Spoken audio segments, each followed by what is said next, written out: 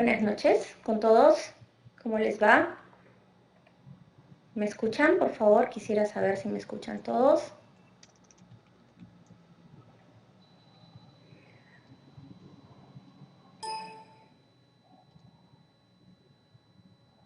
Excelente. Bueno, me presento. Yo soy la doctora Karina Podestá Rodríguez. Como no hay un slide de inicio, me presento. Yo soy odontóloga, me formé en la Universidad Católica de Santa María de Arequipa, Perú. Tengo una maestría en cariología que la hice en la Universidad Federal de Río Grande do Sul y me desempeño actualmente, además de la consulta clínica, me desempeño como profesora en la Universidad San Martín de Porres del Perú, en el área de odontopediatría a nivel de pregrado y de posgrado. En esta ocasión yo voy a traerles un tema que creo que es de importancia llevarlo a consideración en estos tiempos actuales, que es sobre la remoción de dentina cariada basada en evidencia científica. Si tuvieran ustedes alguna pregunta, las pueden ir dejando en el chat y yo las voy a ir respondiendo al final para no cortar la secuencia de la charla. Bueno, como les decía, el tema de hoy es un tema que se trata acerca de la remoción de dentina cariada. Quisiera comenzar la conferencia con unas palabras del doctor Green Bergman Black, que nosotros lo conocemos más que todo por su lado operador, ¿no? Las cavidades y la extensión por prevención. Pero en realidad el doctor Black no solamente se dedicó a la parte mecánica de la odontología, sino que también tiene un libro en el que habla acerca de isopatología de la caries dental. Y él deja en el año de 1908 esta reflexión en la que dice que la completa separación de la práctica odontológica de los estudios de la patología de la caries dental que existió en el pasado es una anomalía en la ciencia que no debe continuar. Se tiene la evidente tendencia de hacer dentistas mecánicos solamente. Como le dije, sí, estas palabras caen perfectas para esta época. Vean ustedes que él se refería a épocas pasadas en el año de 1908. Durante mucho tiempo nosotros tuvimos un proceso muy restaurador en la odontología, dejando de lado la parte biológica para poder desarrollar mejor nuestros tratamientos. Así que, empezando con esta reflexión, vamos a continuar, ya que estamos hablando de remoción parcial de dentina cariada, vamos a hacer un breve repaso de lo que es la histopatología de la caries dental. Nosotros aquí podemos observar 4 fotografías. En las primeras fotografías, en la primera fotografía nosotros observamos un corte histológico en el que se muestra una lesión que está iniciando en esmalte. ¿Qué es lo interesante de esta lesión en esmalte? Voy a poner el cursor para que la vean. Esta lesión ni siquiera está cavitada, como ustedes pueden ver, y a pesar de encontrarse en la mitad externa del esmalte, ya hay una respuesta a nivel dentinario. Ya hay formación de dentina esclerótica. Va a seguir avanzando la lesión sin haberse cavitado y ya empieza a verse con mayor nitidez las diferentes capas, estadios de una lesión en dentina. Cuando hay una apertura, a pesar de que no hay una apertura, vean ustedes aquí, ya hay infiltración de bacterias. Una cosa importante de resaltar en este slide es lo siguiente. Nosotros, por lo menos la gente de mi generación, aprendió a que las lesiones cuando alcanzaban la unión amelodentinaria se extendían hacia las zonas laterales. Pero vemos nosotros aquí que estas lineecitas van a delimitar el tamaño de la desmineralización. Como ustedes verán, la desmineralización en esmalte y en dentina son correspondientes, es decir, la desmineralización en dentina no es mayor a la desmineralización que hay en el esmalte. Seguimos.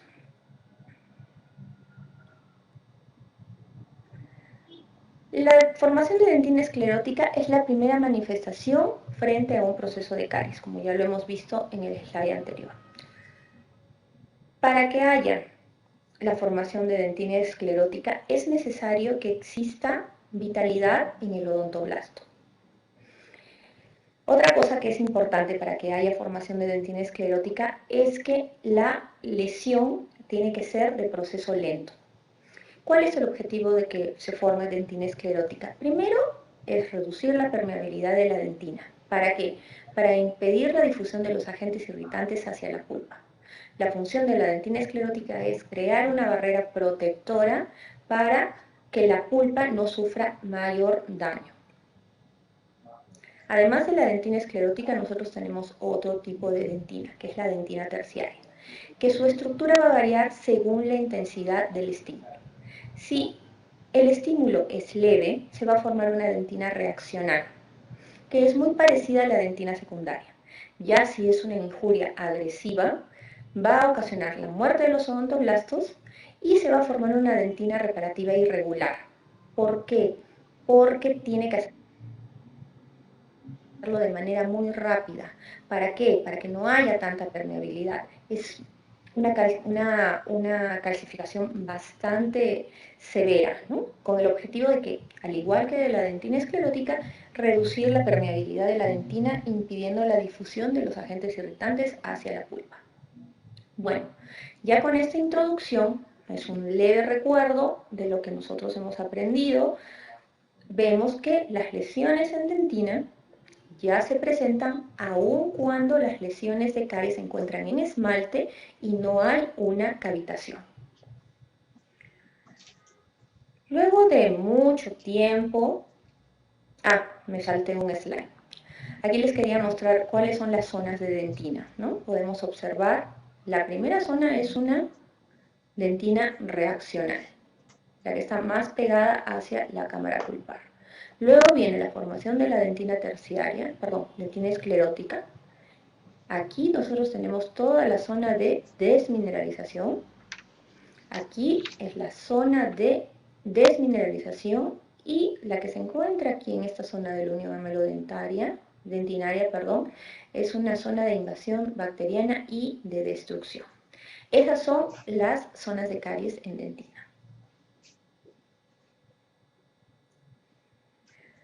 Los conceptos actuales en la odontología son de mínima intervención. Una odontología que hace poco empezó a tornarse muy en boga. ¿En qué consiste una odontología de mínima intervención? En primer lugar, consiste en identificar los factores de riesgo de caries. Para tratar una enfermedad, sea cual sea, uno tiene que identificar las causas y los factores que van a hacer que aumente el riesgo a desarrollar o no desarrollar esta enfermedad. Si nosotros no sabemos eso, pues entonces vamos a tener un mal diagnóstico y, por ende, un mal tratamiento. También el concepto de mínima intervención consiste en el diagnóstico precoz de la enfermedad caries. Además de eso, se deben controlar los factores de riesgo que están asociados a caries. Los más importantes son dieta e higiene. Los procedimientos que haya que realizar se combinan, es decir, procedimientos no invasivos con procedimientos restauradores, que tienen que ser conservadores. Y esto actualmente se puede dar gracias al uso de materiales dentales adhesivos que permiten tener mejores resultados clínicos. ¿Hay algún problema? ¿Me están escuchando? ¿Me están escuchando todos bien? Por favor.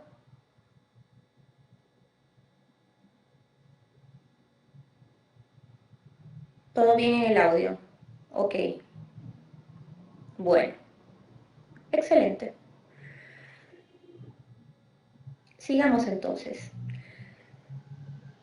Cuando nosotros tenemos lesiones en dentina, nosotros tenemos que abordarlas de una manera diferente o una manera más cuidadosa porque tenemos en cercanía a lo que es la pulpa. Y lo que nosotros queremos es preservar la vitalidad pulpar para así no disminuir el tiempo de vida de esa pieza dental. Existen diferentes técnicas de abordaje para clínico de las lesiones en dentina. Pero para hacer este abordaje, como cualquier otro tratamiento, tiene sus indicaciones. Este abordaje se da principalmente en las lesiones profundas en dentina.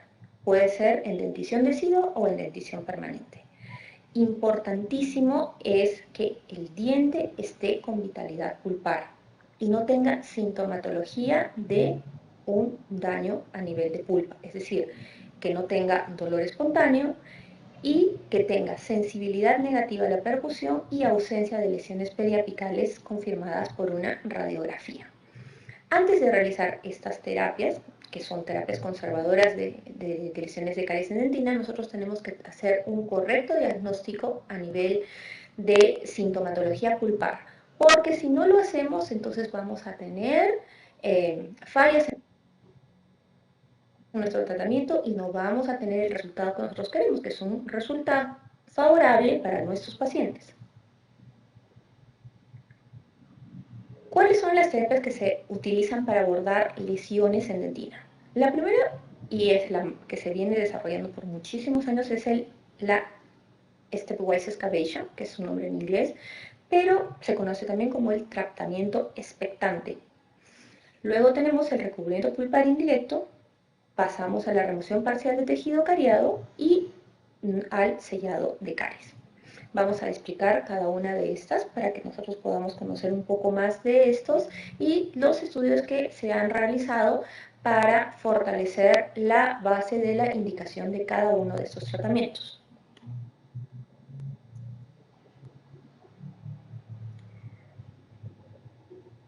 El procedimiento, vamos a empezar hablando acerca de la remoción stepwise o es el tratamiento expectante. ¿Qué es lo que nosotros hacemos en un tratamiento expectante? Se hace una remoción parcial del tejido cariado, solamente se deja el tejido cariado a nivel del piso de la cavidad, es decir, se remueve todo de las paredes circundantes. Se hace un sellado temporal con hidróxido de calcio y algún cemento temporal, generalmente es óxido de zinc eugenol, y se sella por 1 mes hasta 6 meses, pero hay algunos que lo dejan incluso hasta por 12 meses. Luego de transcurrido este tiempo, se hace una apertura de la cavidad y se remueve completamente el tejido cariado para pasar a una restauración definitiva. Aquí tenemos una demostración clínica. Vean ustedes, la primera imagen es una lesión profunda en caries. Se hace la remoción de la dentina cariada solamente de las paredes, dejando una capa en el piso de la cavidad. Se puede hacer con una fresa de baja o se puede hacer también manualmente con alguna cureta de dentina. Luego, vean ustedes cómo queda la cavidad, se deja una capa de dentina y se procede a aplicar el hidróxido de calcio y el cemento temporal de elección.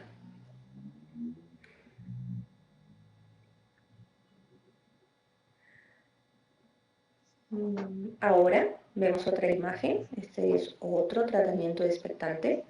Vean ustedes, es una cavidad con una dentina que está notablemente activa. Se coloca una base de hidróxido de calcio con cemento temporal y luego se observa que ya se realiza una apertura. Vean ustedes el cambio de color después de un tiempo de sellado.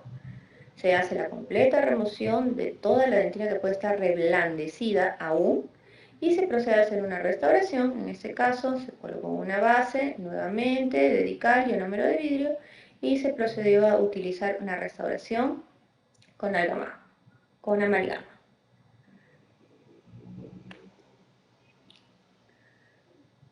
¿Por qué es que en el tratamiento expectante se hace un sellado temporal? Primero, para inactivar toda la dentina cariada que se dejó dentro. Es decir, tiene que tener características clínicas de inactividad. ¿Cuáles son las características clínicas de inactividad en una lesión de caries en dentina? La dentina tiene que estar dura y seca. En algunos casos puede tener cambio de color, se vuelve más oscura, pero en realidad el color no es un indicador confiable para que diga que una lesión está inactiva. También se busca que bajen los niveles de microorganismos.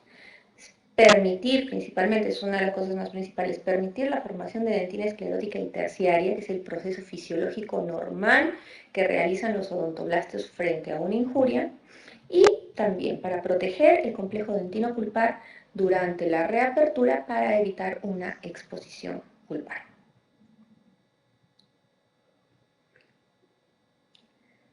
Este tratamiento tiene desventajas que hacen que no tengan mucho éxito o un alto número de tratamientos exitosos. ¿Por qué? Porque existe el riesgo de que haya una exposición pulpar durante la remoción total de dentina cariada. Si hay fallas en el sellado del material temporal, también vamos a tener fracaso de este tratamiento. Este material, como su nombre lo dice, es temporal, solamente puede estar en boca por cierto tiempo. Entonces pueden ocurrir fallas si es que excedemos el tiempo de tenerlo colocado en boca y así va a suceder un tratamiento sin éxito, ¿no?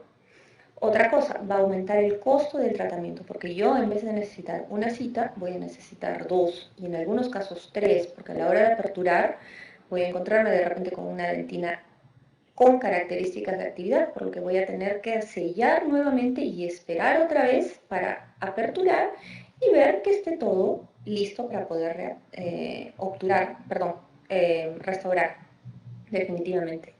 Y uno de los riesgos más grandes que existe es que el paciente no retorna. ¿Por qué? Simplemente no va a retornar a la segunda consulta porque ya su problema inmediato, que es el problema del dolor, fue solucionado. Entonces, el paciente, al no sentir dolor, pues entonces no considera necesario regresar a una segunda consulta.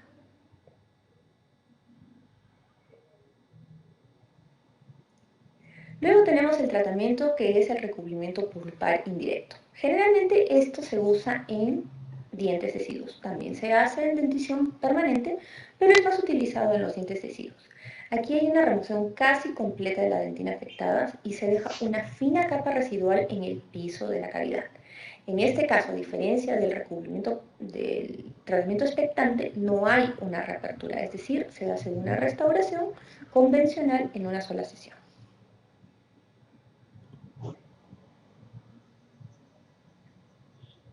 Vean aquí tenemos unas imágenes, una lesión de caries. Vean aquí, la primera foto, una lesión de caries, en la que se hizo toda una remoción del tejido cariado de paredes y de pulpa, se dejó una capa muy fina y se procede a realizar una restauración definitiva con resina.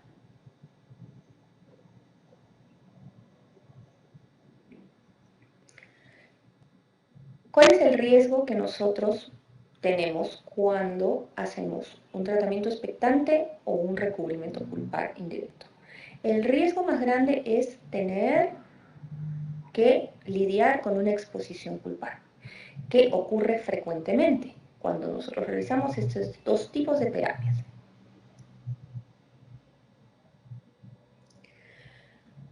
Vean ustedes, nosotros podemos, bueno, en un recubrimiento pulpar directo, nosotros colocamos Dical sobre la exposición pulpar, restauramos y esperamos que no haya ninguna reacción negativa que pueda llevarnos a hacer un tratamiento de endodoncia.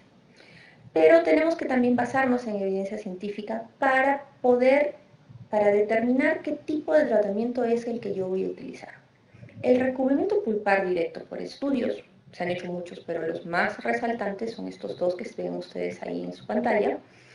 Es un estudio retrospectivo de 5 y 10 años, en el que se nota que en tratamientos de recubrimiento pulpar directo después de 5 años, 44,5% de las lesiones fracasaron, es decir, terminaron en una pulpitis, lo que conllevó a un tratamiento pulpar o incluso a una exodoncia. Y ya después de 10 años se vio que el fracaso de los recubrimientos pulpares indirectos aumentó a 79,7%.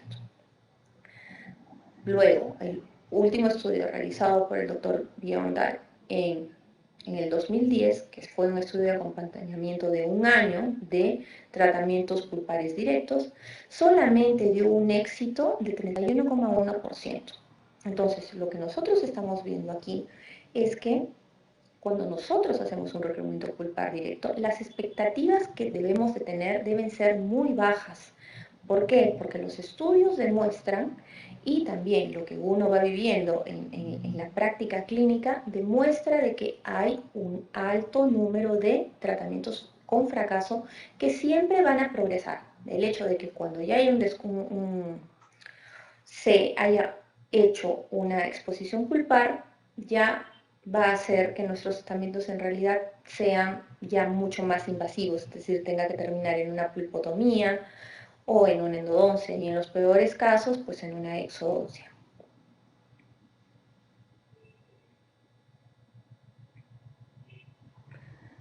Frente a la alternativa de un tratamiento expectante o de un recubrimiento pulpar indirecto, viendo que existe la posibilidad de provocar una comunicación pulpar que va a hacer que la expectativa de vida de ese diente disminuya, nace la opción de la remoción parcial de dentina cariada. Este tratamiento de remoción parcial de dentina cariada se realiza tanto en dientes permanentes como en dientes deciduos. Las preguntas las voy a responder al final, ¿sí? La alternativa, este tratamiento es una alternativa para preservar la vitalidad pulpar. Consiste en remover completamente el tejido cariado de las paredes de la cavidad y hacer una remoción parcial, es decir, solamente de la dentina desorganizada que está en la pared pulpar, es decir, el piso de la cavidad. ¿Qué dentina es la que yo tengo que remover cuando hago una remoción parcial de dentina cariada? La dentina que yo tengo que remover es la dentina desorganizada, que también se conoce como dentina infectada, que es la que se encuentra totalmente desorganizada. Es decir, una dentina que ya las fibras colágenas están desnaturalizadas y no tiene la capacidad de remineralizarse. Es esa dentina la que tiene que ser removida y se va a dejar una dentina afectada o una dentina contaminada que, si bien no tiene la misma dureza que una dentina sana, todavía tiene la capacidad de remineralizarse siempre y cuando se pueda ayudar de alguna manera a que se fortifique este procedimiento fisiológico natural de la dentina, que es sellarla del ambiente bucal para que pueda realizarse el proceso fisiológico de una manera normal. ¿Me están escuchando todos? Parece que sí, entonces sigo.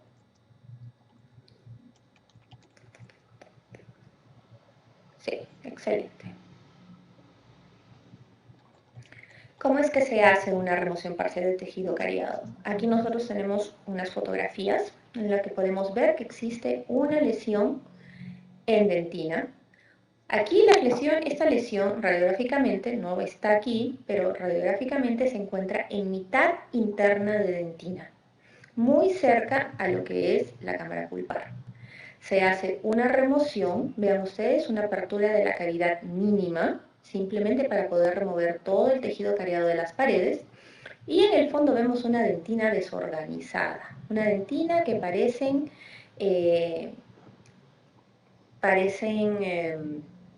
los cornflakes, tiene ese aspecto de las hojuelas de maíz, que son los cereales con los que tomamos desayuno.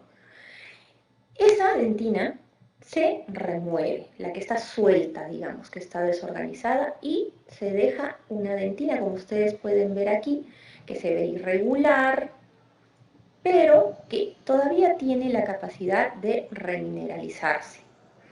Se procede a hacer una restauración ya definitiva, se pone una base de ionómero de vidrio y se hace una restauración con resina compuesta o con amalgama, y se confirma que esté hecho bien el ajuste oclusal y haya un correcto sellado marginal. En eso consiste la terapia de la remoción parcial de dentina cariada. Ya existe otro tratamiento que es mucho más conservador, que es el sellado de caries. Este sellado de caries también se hace en dentición permanente o en dentición decidua. Se recomienda hacerlo en lesiones en esmalte o que se encuentran en la mitad externa de dentina. Como hemos visto, el anterior está recomendado para hacerse hasta en lesiones que se encuentran ya en mitad interna de dentina. Lo importante también para realizar un sellado de caries y que tenga éxito es que no tiene que haber signos ni síntomas de compromiso pulpar. Este es un estudio que más adelante lo vamos a ver. Es un estudio que tiene 10 años de acompañamiento en el que se hizo un sellado de lesiones que estaban en mitad externa de dentina. Vean ustedes, un pequeño ingreso simplemente para que pueda entrar el material. No se removió nada, absolutamente nada, ni dentina infectada, nada. Y se colocó directamente una restauración. Esta fue la foto inicial y esta es la foto a los 10 años. Vean ustedes que hay un desgaste lógico de una restauración que está 10 años en boca, pero todavía se encuentra funcional y los márgenes están sellados correctamente. Aquí es otra secuencia de sellado de caries, pero ya en una dentición decidua. Vean ustedes que tenemos una radiografía en la que podemos ver que las dos molares están con lesiones profundas ya en mitad interna de dentina.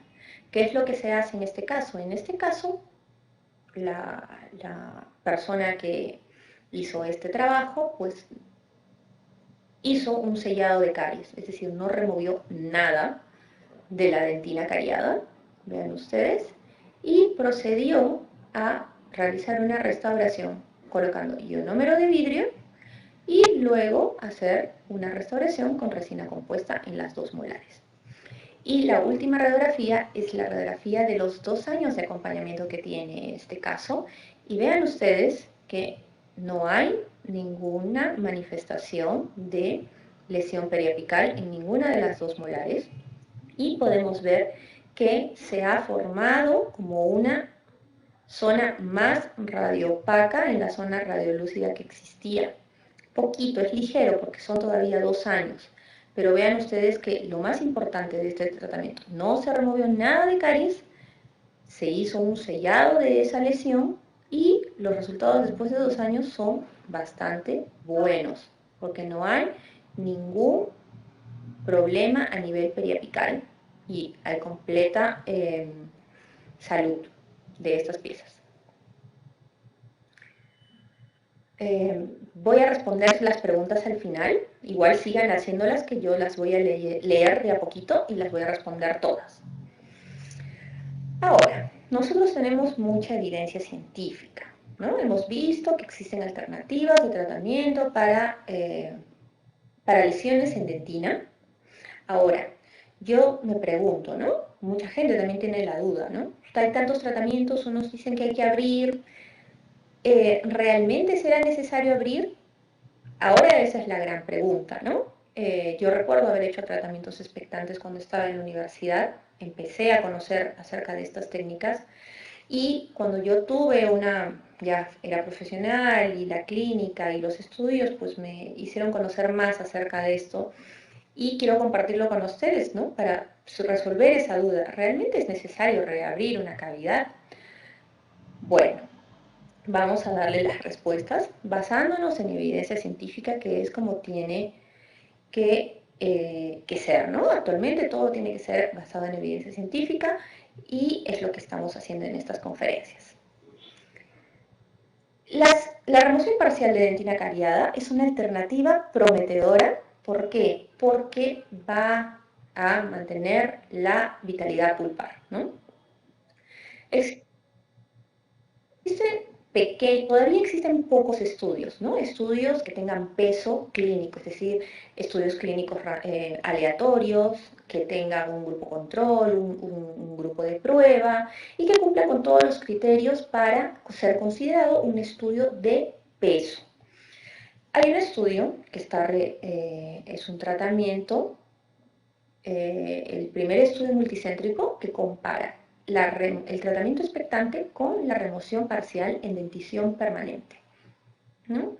Todavía los resultados el máximo son de 3 años, pero veamos que En 18 meses, la primera evaluación, el 98% de las restauraciones colocadas sobre dentina cariada tuvo un 98% de éxito del tratamiento.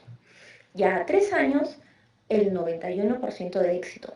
Muchas veces los resultados que aparecen en los estudios clínicos, uno puede pensar, pero doctora, ya fue cayendo. Van cayendo los porcentajes. Generalmente en los estudios de acompañamiento, ¿por qué? Porque hay muchos pacientes que no se pueden encontrar. Entonces va disminuyendo la muestra cada vez que va pasando el tiempo. Entonces eso también a veces puede tergiversar los resultados, pero en líneas generales en este estudio, a los 3 años tiene una excelente tasa de éxito para lo que es remoción parcial de tejido cariado. Y otra cosa muy importante aquí es que la remoción parcial de tejido cariado tiene 79% menos riesgo de fallas que el tratamiento expectante. Siguiente evidencia.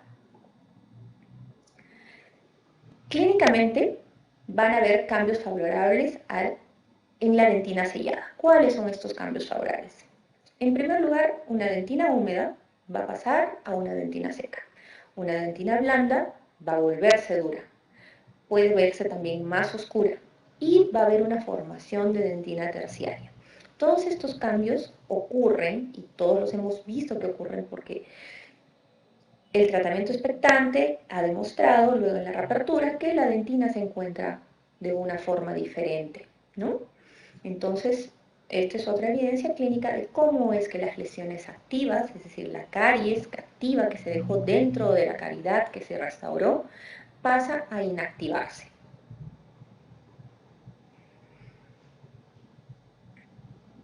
Otra evidencia, la evidencia microbiológica. Hay estudios en dentición permanente y en dentición decidua. El que tenemos aquí del 2002 es una evaluación microbiológica entre remoción completa versus remoción parcial. Se estudiaron los estreptococos del grupo mutans, lactobacilos, microorganismos aeróbicos y microorganismos anaeróbicos. ¿Cuáles fueron los resultados? Se vio un mayor número de microorganismos, como es lógico, en la dentina después de la remoción parcial, cuando se comparaba con las cavidades donde se hizo una remoción completa, ¿no?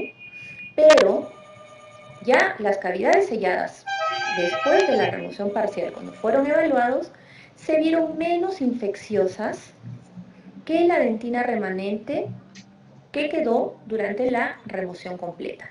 ¿Qué quiere decir esto? Quiere decir de que al estar selladas las restauraciones, las lesiones de caries, pues se disminuye el número de microorganismos.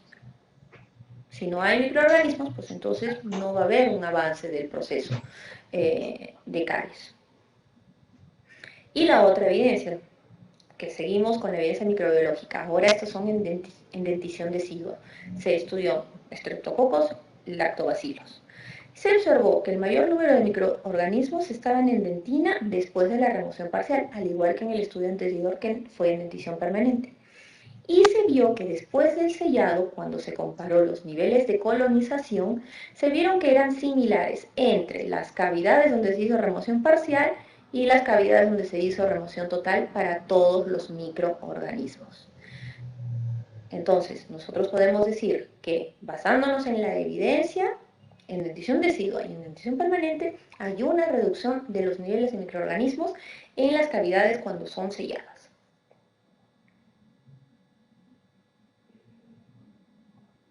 Ya siguiendo con lo que es la siguiente evidencia, hemos visto evidencia clínica y evidencia microbiológica, vamos a hablar acerca de evaluación radiográfica, ¿no? Radiográficamente se hace una evaluación en este estudio cualitativa y cuantitativa de remoción parcial en dentición permanente con un acompañamiento de 10 años, a través de un método que se conoce como subtracción radiográfica, que consiste en,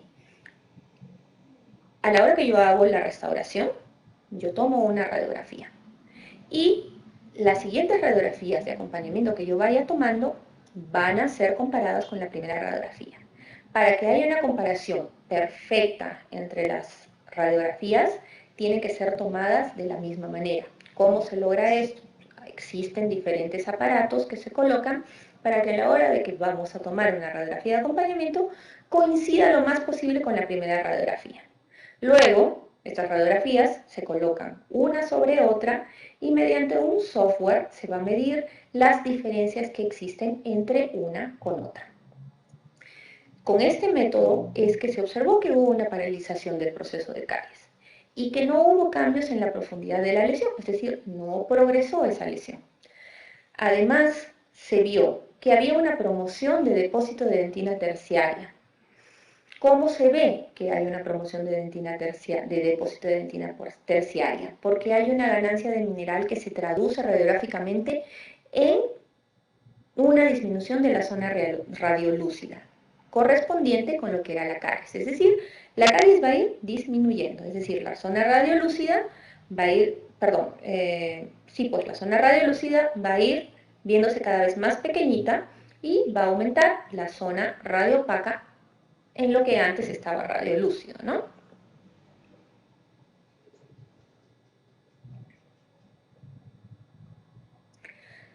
Estos tratamientos, ya sea la remoción parcial de dentina cariada o el sellado de caries, tiene que tener consideraciones importantes aquí, chicos.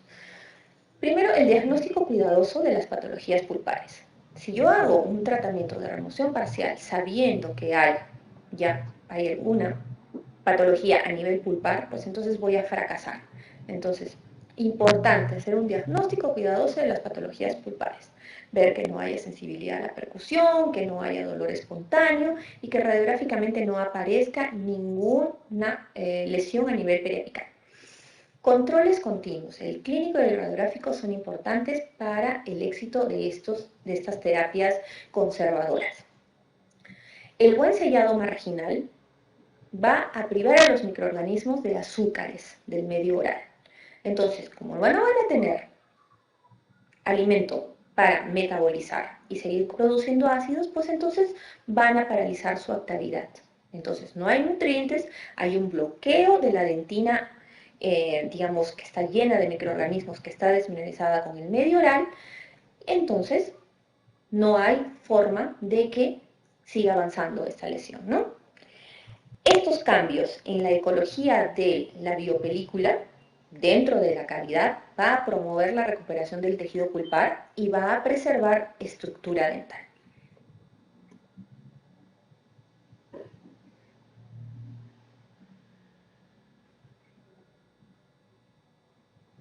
Se habla mucho acerca, perfecto, la terapia está bien entendida, se va a mantener la vitalidad pulpar, voy a tener una dentina que en realidad no me va a generar ningún daño, más bien voy a tener un beneficio, pero se habla mucho acerca de las restauraciones, ¿no?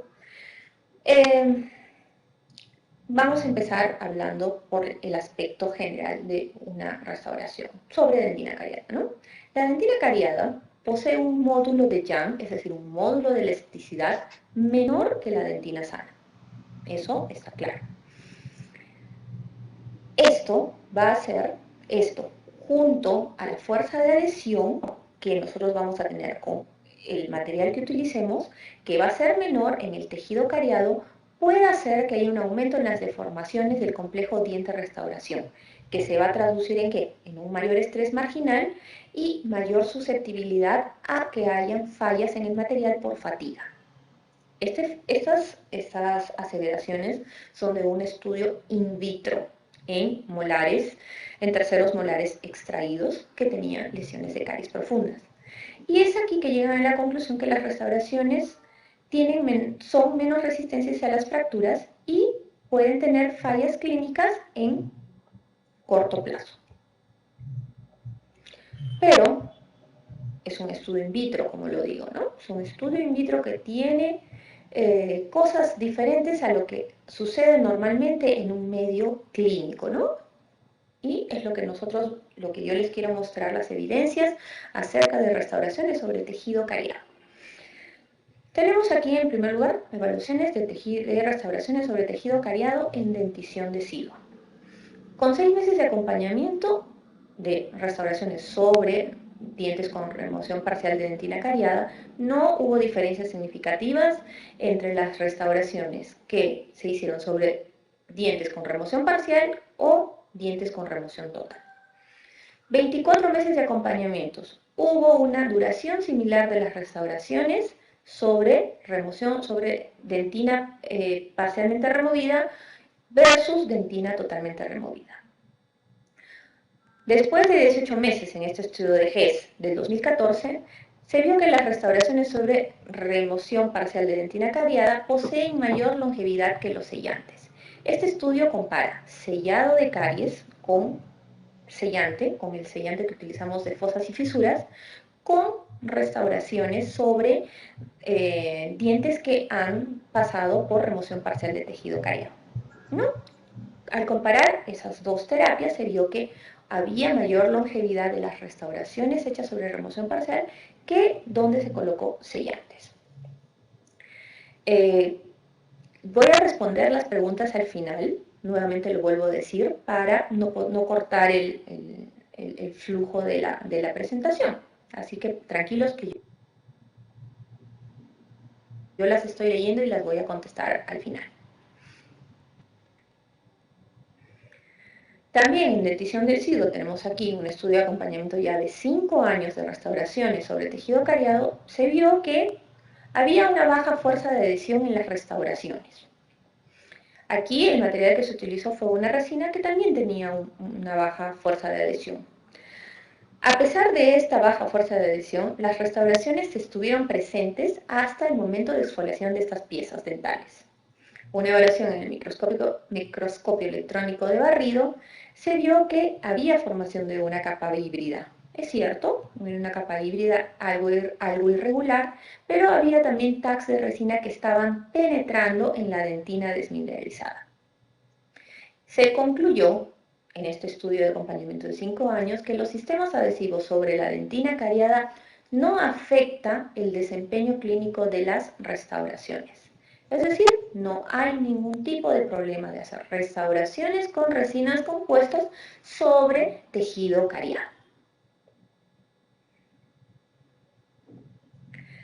Doctora, pero es dentición de SIDO. Ustedes me pueden decir, sí, es cierto, dentición de SIDO tiene características diferentes a la dentición permanente, pero también existen estudios de acompañamiento de restauraciones de resina sobre dentición permanente. Este estudio es un estudio emblemático, es el estudio de la doctora Mertz Federharz del año 98, que fueron 10 años de acompañamiento donde se hizo sellado de lesiones de caries. Es decir, no hubo ninguna remoción de tejido, simplemente se sellaron. Se vio que se abrió una pequeña cavidad en el esmalte y se sellaron estas restauraciones. Después de 10 años, solamente se vio un 10% de fallas clínicas en el 10º año de acompañamiento. Solo 14% fallas en resina. Este estudio fue hecho en el año 1978. Fue en 1998 que fueron los 10 años de acompañamiento.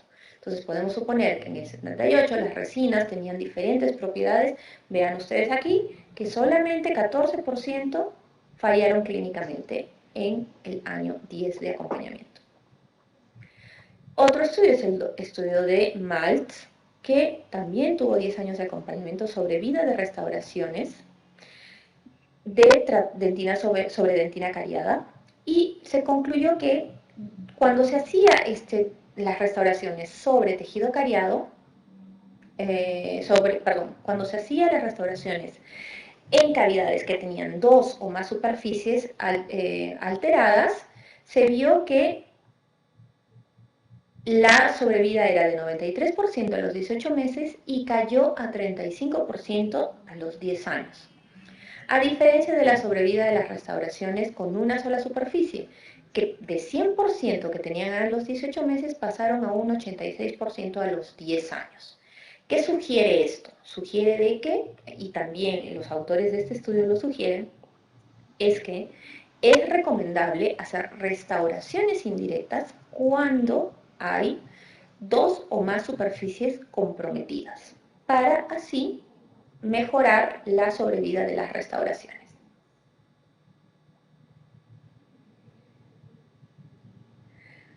Vean ustedes, de todo lo que yo he estado hablando en esta conferencia, ha habido mucha evidencia científica que yo se las he mostrado y que existe en la literatura. Si ustedes hacen una búsqueda van a encontrar muchísima evidencia científica acerca de remoción parcial de dentina cariada. Los investigadores y los clínicos se mantienen reacios a hacer una remoción parcial de tejido cariado en su práctica diaria. Esto ha sido evidenciado por estudios que se han hecho en el Servicio de Salud Pública de Porto Alegre, en Brasil, en el que se hicieron 155 observaciones, de las cuales el 61,3% respondieron que realizarían una remoción parcial en una sesión. En Estados Unidos también se hizo un estudio similar y las personas que respondieron, el 62% de estas dijeron que removerían totalmente la caries a pesar de que el procedimiento pueda asociarse a una exposición pulpar. Y solamente 18% dijeron que realizarían una remoción parcial. Entonces, tenemos que tener esto en claro. Existen muchas odontólogos, ya sea en el área clínica, en el área científica, que se mantienen, como lo decía en el slide anterior, reacios a hacer este tipo de tratamiento. Pero la evidencia científica demuestra que son totalmente seguros si es que yo sé aplicarlos. Es decir, si yo sé hacer un buen diagnóstico antes de aplicar esta terapia. Yo les digo que en la clínica, en mi consulta privada o en la clínica de la facultad, nosotros solemos hacer tratamientos con remoción parcial de dentina cariada en dientes permanentes y en dientes deciduos y de verdad que no hemos tenido ningún problema. Como les decía, es importante hacer un correcto diagnóstico para yo poder planificar mi tratamiento y definir las terapias que van a ser más favorables a mi paciente. Es así que ya estamos llegando al final de nuestra conferencia y las conclusiones de estas son, primero, que la odontología de mínima intervención está basada en el control y en el manejo de la caries dental. La remoción parcial del tejido cariado es una excelente alternativa para preservar la vitalidad pulpar. Como les decía hasta hace poco, a pesar de la evidencia científica, la mayoría de profesionales optan por realizar procedimientos más invasivos. Un diagnóstico correcto de la condición pulpar debe ser hecho antes de optar por un tratamiento conservador. Importante para que nosotros tengamos éxito en estas terapias menos invasivas es mantener el correcto sellado de la cavidad, para así nosotros evitar que haya una filtración marginal y que la dentina no consiga remineralizarse. Importante también es que los controles tienen que ser continuos cuando yo hago una terapia de remoción parcial de dentina cariada y el paciente debe estar comprometido para no dejar el tratamiento a mitad o simplemente irse porque ya no tiene ningún problema de dolor. Las restauraciones sobre dentina cariada, ya sea en dientes deciduos o en dientes permanentes, muestran un buen desempeño clínico. Lo que sí tenemos que hacer es, cuando la caries afecte dos o más superficies, se va a recomendar hacer una restauración indirecta para tener mejores resultados. Bueno, esto ha sido la conferencia del día de hoy, así que yo voy a dedicarme en estos momentos a responder preguntas. Voy a empezar a leer las preguntas que tenemos desde el inicio. A ver, vamos a mirar las preguntas y vamos a ir respondiéndolas.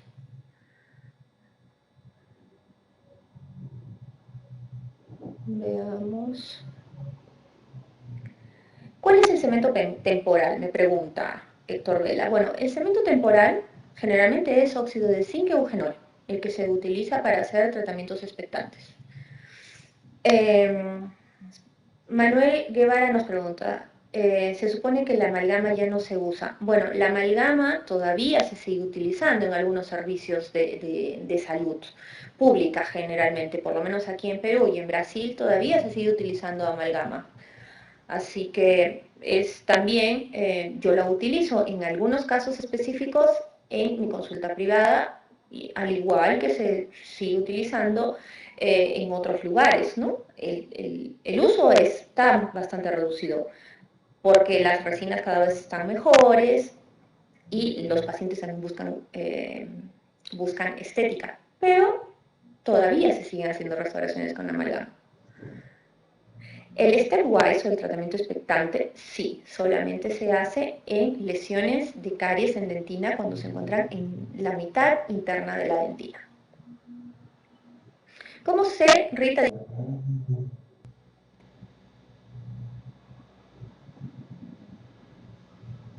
Paciente al mes.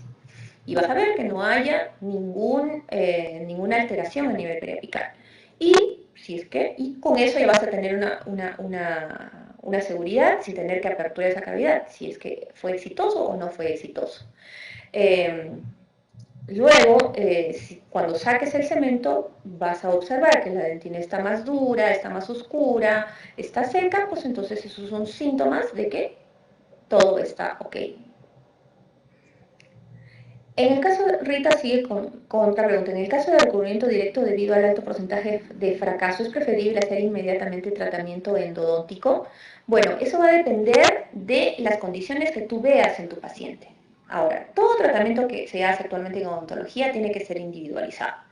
Si el profesional considera que es mejor hacer un tratamiento endodóntico y no pasar por el recubrimiento pulpar directo, eso va a depender de muchos factores. Por ejemplo, puede ser del compromiso que tenga el paciente. Si es un paciente que aparece muy de vez en cuando, pues es mejor hacerle un tratamiento endodóntico porque no va a cumplir con las citas que yo voy a tener que darle para acompañar el tratamiento pulpar directo.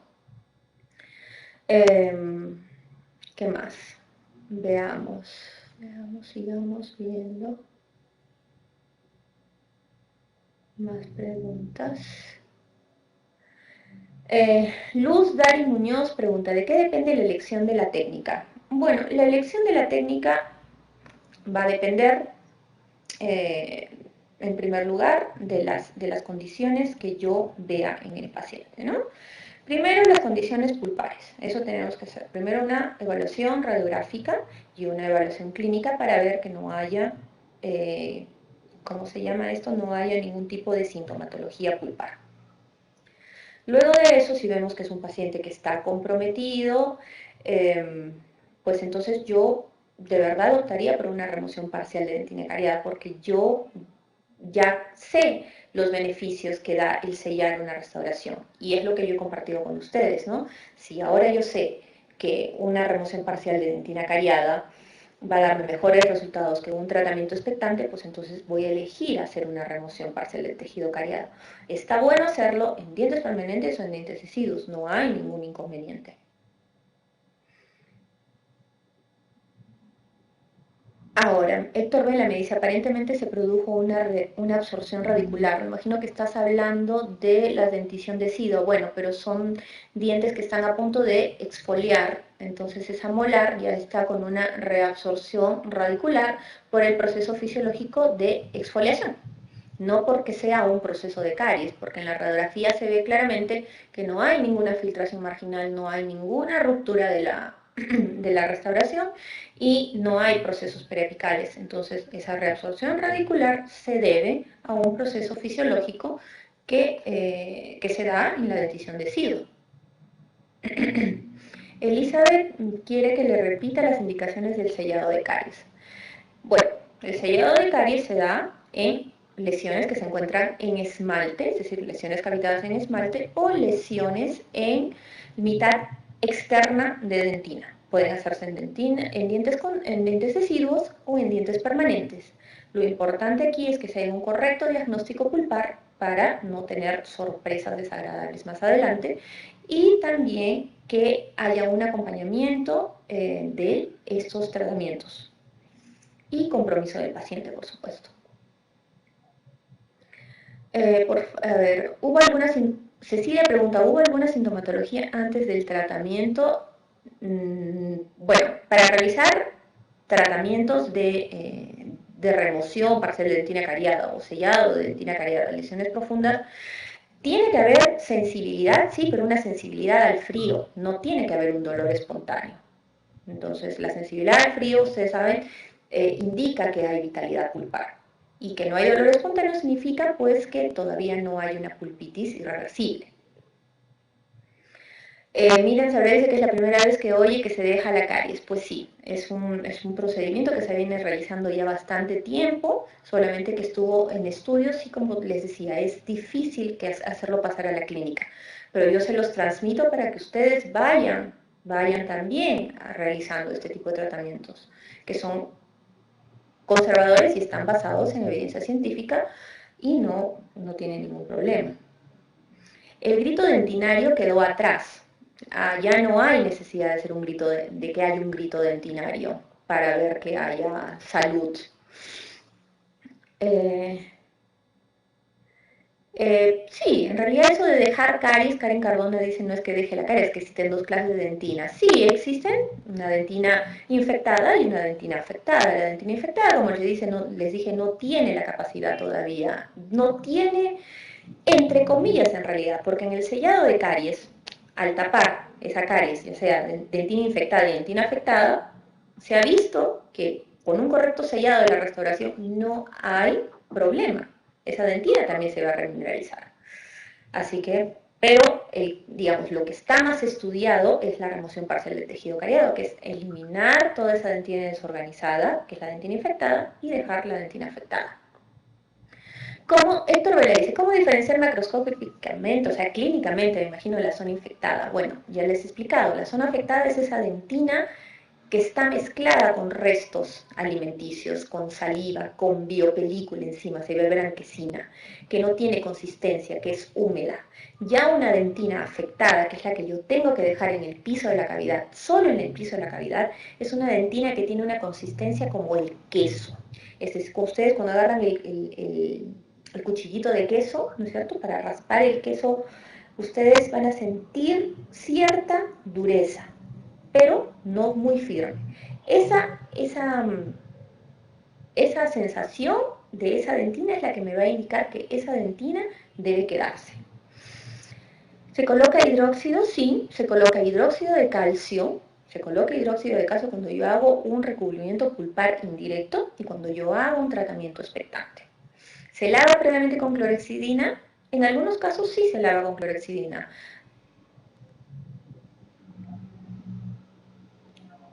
Dentina afectada e infectada, eliminar este último. Bueno, se elimina, sí, la dentina infectada. El protocolo para la restauración final al realizar sellado de caries es el mismo que una cavidad normal, igual que una cavidad normal. ¿Se usa la clorexidina? Sí, se puede usar clorexidina, pero como les decía, lo más importante que usar un antimicrobiano o usar antibióticos dentro de la cavidad es que se mantenga correctamente sellada. Si está perfectamente sellada, no hay ruptura de los márgenes de las zonas marginales, pues entonces no hay ningún problema. ¿Cuál es la diferencia entre remoción parcial y el stepwise? El stepwise o tratamiento expectante va a implicar una segunda apertura. En cambio, la remoción parcial de dentina cariada no. Simplemente hago una remoción de la dentina infectada y afectada de las paredes de la cavidad. Voy a dejar la dentina afectada en la pared pulpar y voy a hacer mi restauración con ionómero y resina compuesta.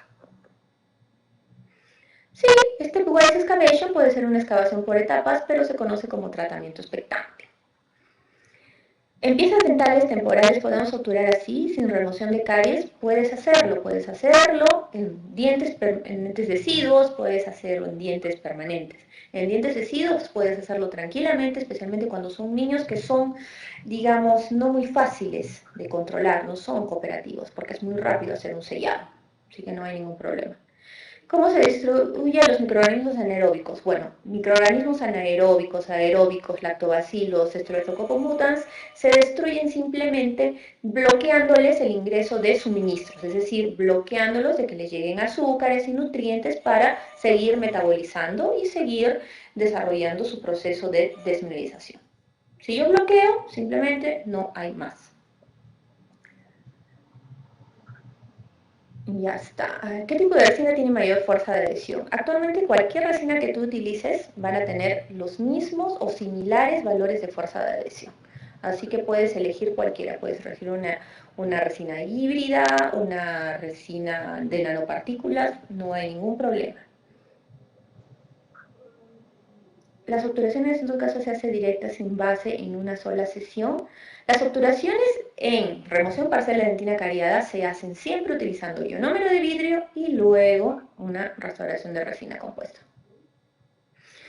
La diferencia entre dentina infectada y dentina afectada ya la respondí. Luego vamos... perfecto.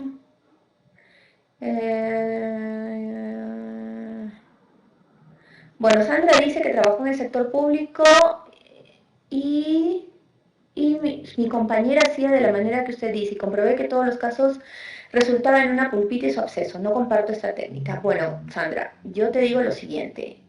Para realizar cualquier tipo de tratamiento, tú tienes que tener indicaciones, ¿no es cierto? No todo tratamiento va a resultar en un... para yo hacer un tratamiento, tengo que saber sobre qué lo voy a estar haciendo, sobre qué es lo que yo quiero controlar. Si son pacientes que yo hago una remoción parcial del tejido cariado, pero son pacientes que no vienen, entonces voy a fracasar.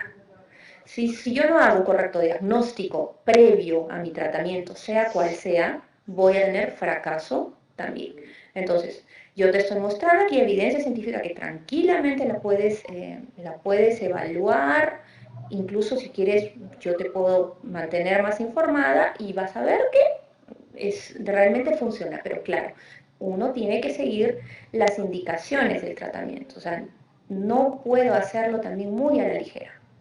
Entonces, hay que tener también eso bastante en consideración.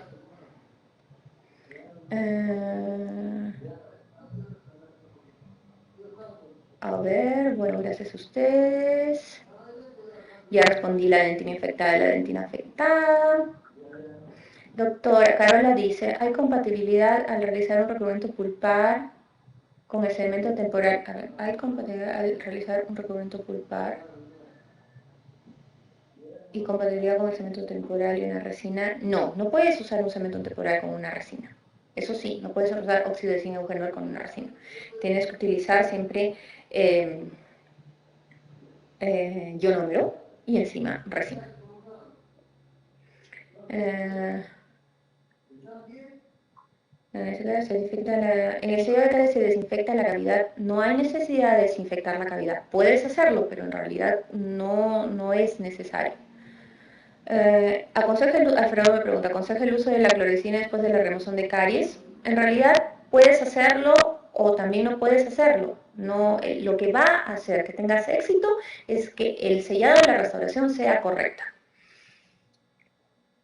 La clorexidina tienes que hacerla antes, vas a limpiar la cavidad, o sea, resiste una remoción de dentina cariada, aplicas la clorexidina, remueves todos los excesos con papel absorbente y empiezas a hacer tu procedimiento restaurador, ¿no? Ionómero de vidrio y encima haces el acondicionamiento en las paredes y procedes a hacer todo el protocolo de una restauración.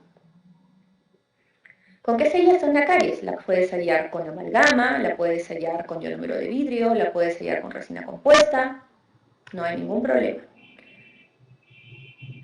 ¿La clorexidina está en evidencia científica todavía? No. No es que la clorexidina tiene un amplio efecto antimicrobiano. La evidencia de la clorexidina es muy buena.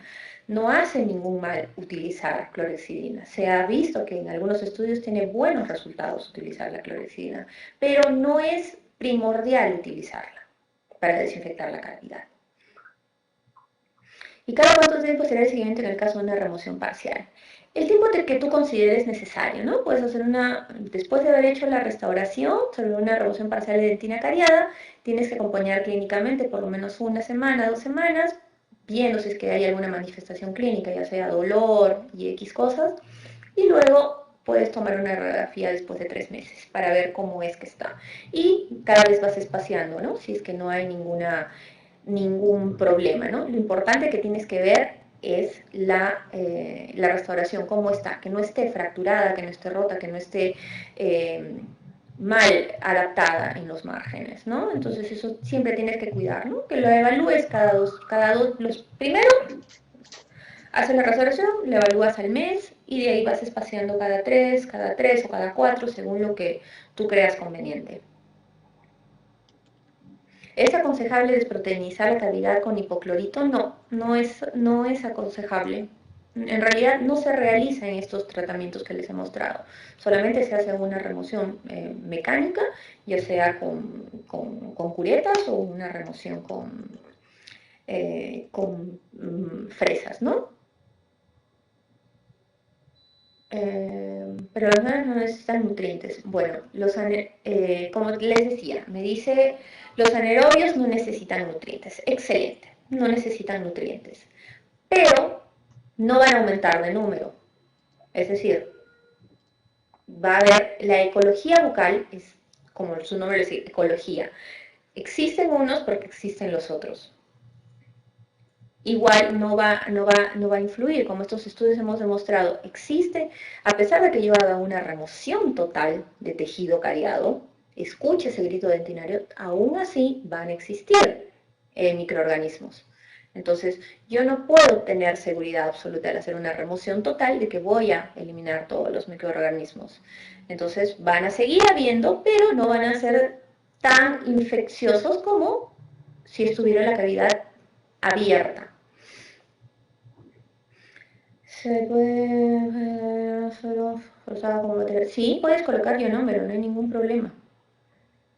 Depende del estado general del paciente y de un buen diagnóstico. Sí, hay que observar siempre el estado general del paciente, hacer un buen diagnóstico para así hacer un buen tratamiento. Patricia, si utilizamos hidróxido de calcio y luego ionómero, en la remoción parcial de tejido cariado solamente utilizas ionómero y luego la resina. No, ya no utilizas hidróxido de calcio. ¿Cómo logras un sellado perfecto? Bueno, logras un sellado perfecto haciendo una buena técnica de obturación con resina, siguiendo las indicaciones del fabricante, haciendo incrementos de cada 2 milímetros, fotopolimerizando según las indicaciones del fabricante, manteniendo los márgenes de la restauración parejos con las vertientes naturales del diente, haciendo un buen ajuste oclusal. Todo eso va a ayudar a que tengas un buen sellado. Usted se puede dejar en vez de la clorhexidina. En realidad yo no les aconsejo colocar ningún tipo de ya sea oxigenada, clorhexidina. O sea, vuelvo a repetir, el sellado correcto de la restauración es lo que va a permitir que haya una disminución del número de microorganismos. La restauración temporal en un tratamiento expectante puede quedar, lo ideal es que se quede 2 meses.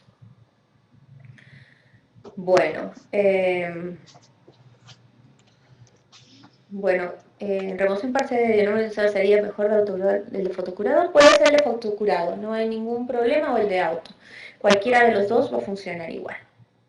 Bueno, muchísimas gracias por su atención, les agradezco y bueno, para cualquier cosa ustedes pueden comunicarse conmigo, ya vieron mi correo en el slide inicial. Muchísimas gracias a todos.